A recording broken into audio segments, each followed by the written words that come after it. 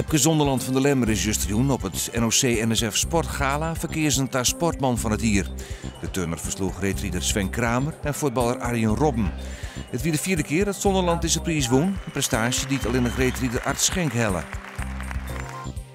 Joet gaat de Serious Request actie op het Zeilen in Ljouwert officieel van start. 3 DJ's van 3FM lieten haar dan opsluiten in het Glazen Hoes.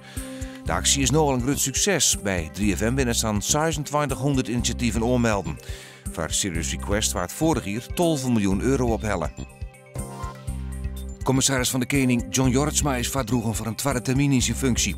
De Vertrouwenscommissie heeft dat voor hem bekendmaken. De stemverhouding in de commissie bleef geheim. Of de voordracht unaniem is dat waande onduidelijk. Jorritsma werd in 2008 benoemd als commissaris in Friesland. Joen en vannacht ruim wetter, het wordt 6 graden en de zuidenwind is krachtig onthut.